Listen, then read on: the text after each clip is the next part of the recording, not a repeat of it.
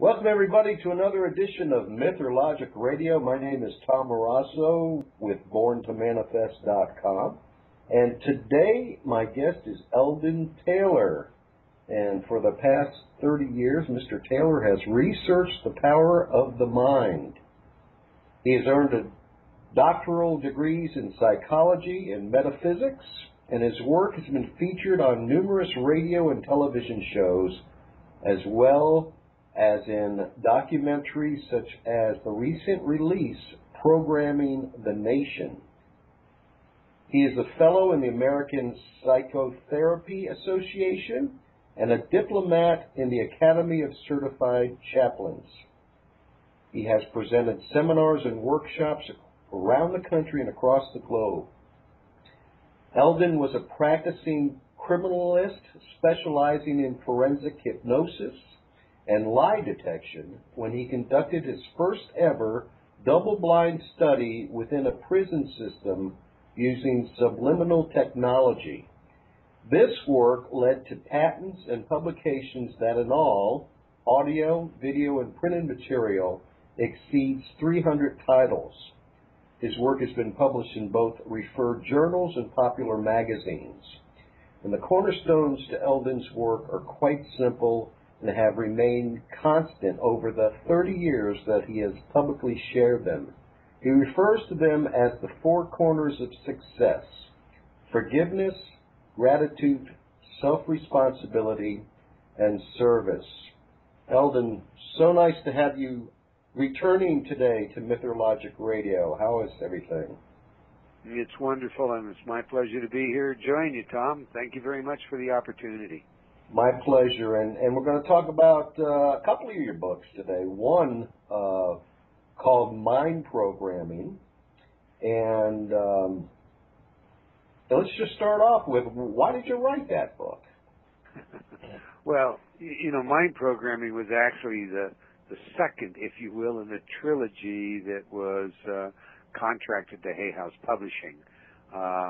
The first was Choices and Illusions, a New York Times bestseller, and that was basically a book about how much of you is not who you are. I mean, how easy it is to just become completely inauthentic and not realize that you are the net result of conditioning, programming, training, education. And then because of that book, the second leg, of course, Mind Programming, is all about how that is done to you, how all along the way, whether it is the peer group that you spend your time with, your family, your friends, etc., the normal, if you will, normal, I put that in quotation marks, Tom, right. enculturation, which, is full of all those no, don'ts, you're not smart enough, you're too stupid, you're too skinny, you're too fat, all that stuff that we all deal with.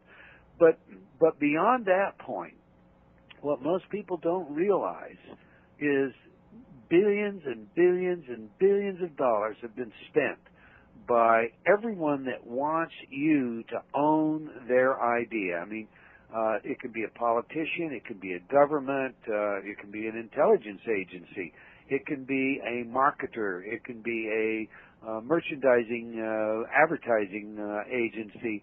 All of this money has been spent to do today what we think of as neuromarketing, but used to be called scientific marketing, following in the footsteps of Henry Bernays, who was the nephew of Sigmund Freud, by the way. Mm-hmm. And basically Bernays looked and said, if you can plumb the unconscious the way Uncle says you can, then I can use the unconscious to trigger motives that give rise to consumption and more. And indeed, in his book, Propaganda, which, for all intent and purposes, ultimately redefined the meaning of the word propaganda, because today we don't think about propaganda as truth-telling. We think about it as selling me a venue, if you will, generally rather dishonest. But in his book, Propaganda, he makes it very clear. He states it is the duty of the elite to control the thoughts of the masses, so that they make choices consistent with the best outcome for the democracy of the people. Now, the duty of the elite. Who are the elite? Right. Well, so what I wanted to do in mind programming was expose this, and not just expose it from a standpoint of like you and I are talking, billions of dollars, but in great detail and specificity. The first half of the book, therefore, in my mind is it's a difficult half to get through because it is very graphic. It deals in great detail. I am, not a conspirator. I don't believe in conspiracy theories per se. I have appeared in court as an expert witness on more than one occasion. As you said in your setup, I was a practicing criminalist running lie detection tests, etc. So what I wanted to do with the first half of this book is just put it on trial. Let you, as the reader, decide. I'll give you the facts. I'll give you the evidence, and you make your conclusion. But along that way, I show you what advertisers tell you they never do, would not do because it doesn't work. We expose, for example, a training manual, and that training manual is from a very large advertising company. Counsel tells me that I can't name them, or I shouldn't name them, but they know who they are, and obviously, if you wanted to follow the ads that are in the book, because I show the actual ads that they ran, you'd identify who they are. But the bottom line is this training manual, which was sent to me anonymously by someone disgusted by its content, shows some actual ads that the advertising agency has placed that have run throughout the world, and how and why they put everything in it that they do, from sexual, very, very graphic sexual material, to demonic and death-related kinds of stimuli that, for all intent and purposes, appeals to what Freud called the thanatos urge in all of us. And it is very, very sophisticated. That's the part I want to get across. I show all this. I expose this in the book. But as an aside, I sent a copy of it to a friend of mine who's a psychologist, a psychotherapist, and he called me on the phone and he says, "Eldon, do you understand all this? I mean, this is very technical." Now, that's to give you an idea on how sophisticated this work is. They cite research that's not in the literature as well. Yeah. And that's really interesting because, when you have a private budget and it goes into the billions over years, and you can do this kind of study and research, that research doesn't go into referee journals. It doesn't go, into psych abstracts or Medline or other public places that a researcher can access it. This becomes the private background form. But when you get in and you discover a lot of this, I mean, most recently as a case in point, let me just share with you.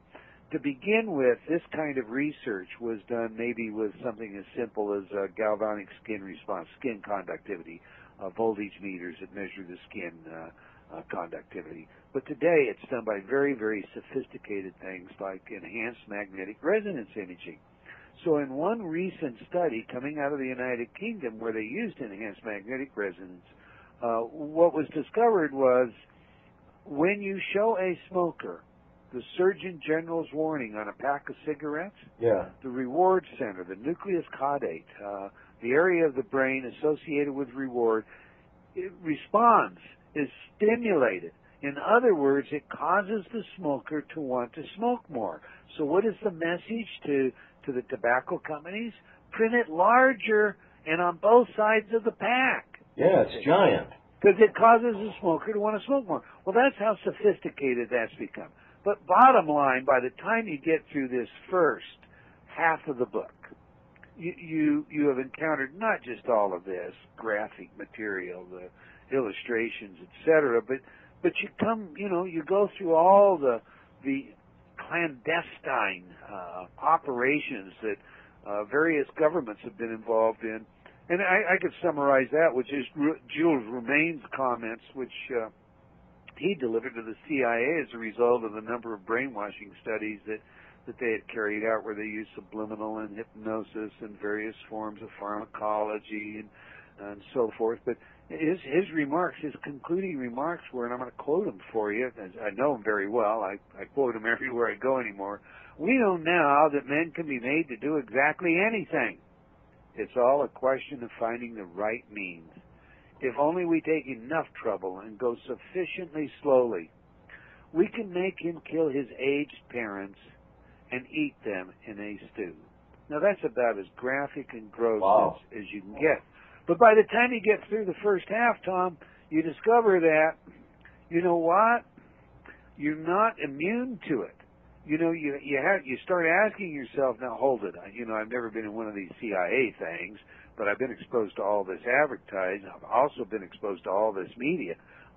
For example, a lot of people are not aware that when you sit in front of television, if you try, you're going to be in an alpha state of consciousness despite your trials to remain in a full beta state. That's how I should say this. In less than 3 minutes. Now, what is an alpha state of consciousness? Well, it's that state that we technically refer to as associated with meditation and hypnosis. In that alpha state of consciousness, you are hypersuggestible, and that is exactly how I would testify in a court of law, and I have testified as an expert on hypnosis. It is a state of hypersuggestibility. All right, you're in front of the television set, and here comes whatever the commercial or the message or the media is. It can be something as simple as, you know, the vicarious experience that I really get into when I'm watching that down and dirty movie, go ahead and make my day stuff that begins to program my attitude, my behavior. I mean, you do a lot of work on the attraction factor. Well, you know, these thoughts, they attract kind. It's that simple. So, you know, the more of it we consume, the more anger, the more hostility, the more get-evenness, if you will. We've all seen those bumper stickers. I don't get even, I get evener. that we ingest, you know, and that becomes kind of a roadmap for our behavior. But in addition to that stuff, you know, and it's not just TV; it can be video games and all the data on video games and MMORPGs and so on and so forth. They clearly show, and we might go into that in a second, but they clearly show why the degree of civility in our country is decaying rapidly and every day. Why the shootings and the violence have increased in many areas, and why the apathy, why people can just walk by crimes that are committed and ignore them, or like the gang rape in California here recently of the young girl that was attending, you know, a 15-year-old, and she was attending a high school dance, homecoming dance, you know, and dozens of people saw it happening, and they just walked on by, you know. Yeah. Or the Good Samaritan in New York who went to the aid of a woman who was being robbed and accosted, only to be stabbed by the perpetrator.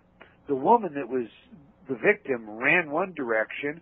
The perpetrator, after stabbing our Good Samaritan, ran another direction. The Good Samaritan lays in the street for a couple of hours.